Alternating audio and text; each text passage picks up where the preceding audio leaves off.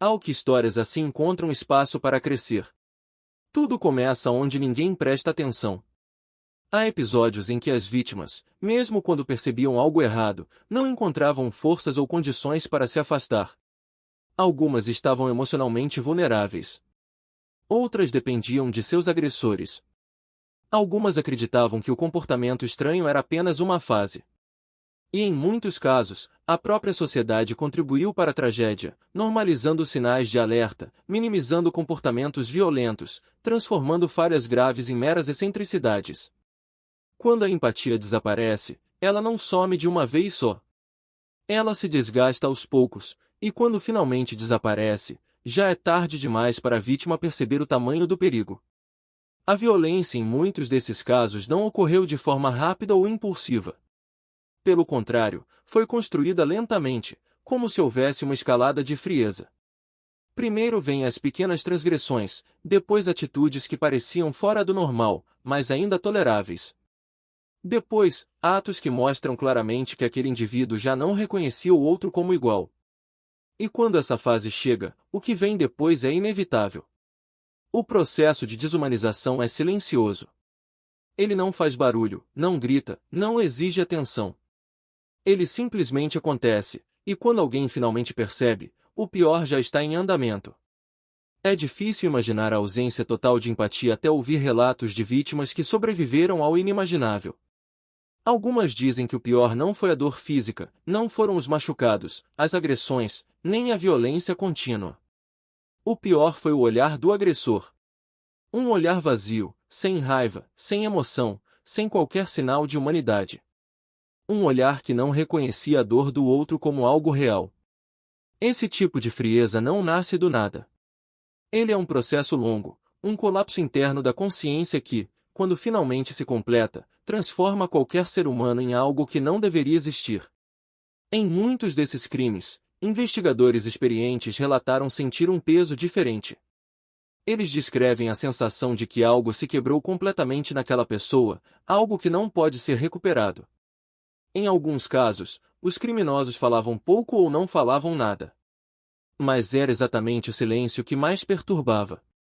Não porque indicava a culpa, mas porque transmitia uma neutralidade emocional tão profunda que parecia impossível de compreender. Para alguns policiais, ouvir uma confissão brutal é mais suportável do que encarar alguém que relata atrocidades com a mesma entonação de quem descreve como foi seu dia no trabalho. E o pior é que muitos desses criminosos levavam vidas aparentemente normais. Trabalhavam, sorriam, cumprimentavam vizinhos, faziam parte de círculos sociais como qualquer outra pessoa. Alguns eram vistos como pessoas extremamente calmas, educadas, prestativas. Essa dualidade cria o medo mais profundo, porque destrói a falsa sensação de segurança de que o mal sempre tem cara de mal. Nem sempre tem. Às vezes o mal é educado, gentil, silencioso.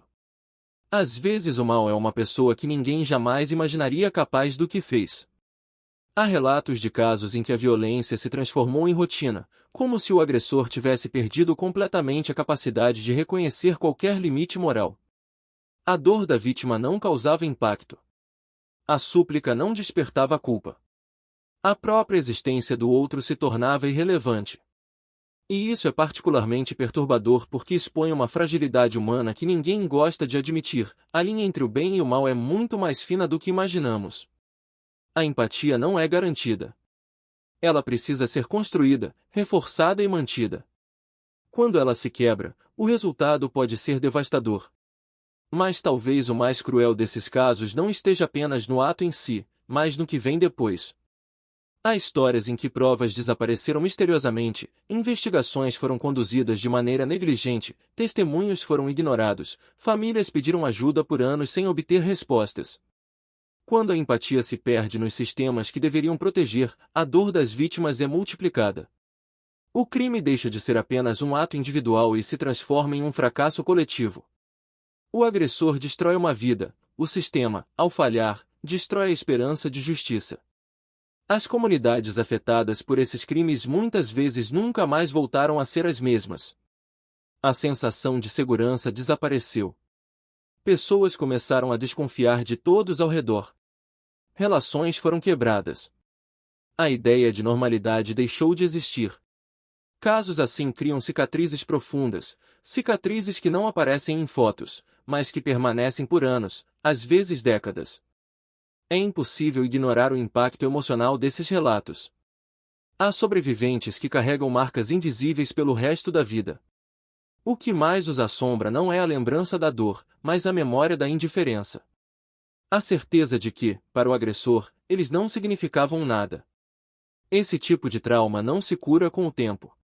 Ele acompanha a pessoa, à espreita, em momentos inesperados, nos silêncios da noite, nos gatilhos sutis que reabrem feridas antigas.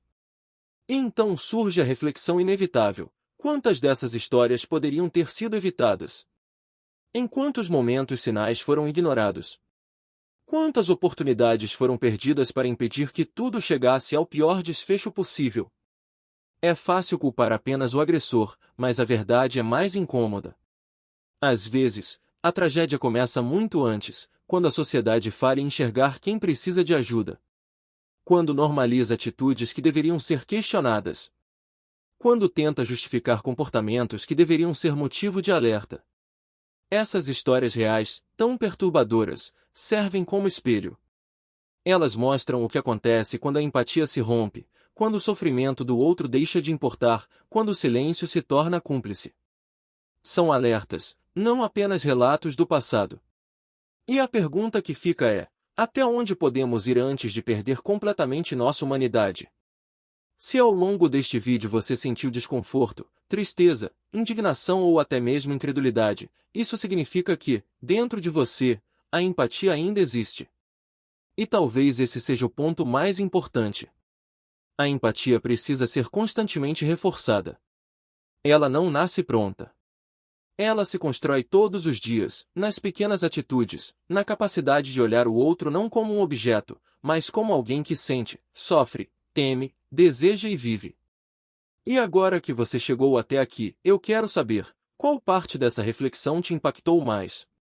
O que mais mexeu com você nestas histórias? Deixe seu comentário, sua opinião importa, de verdade. Ela mantém essa conversa viva. E se esse vídeo te fez pensar, curtir ajuda muito o canal a continuar produzindo conteúdos assim. Se inscreva para acompanhar outras histórias reais que nos obrigam a encarar o lado oculto, ou a ausência completa, da humanidade.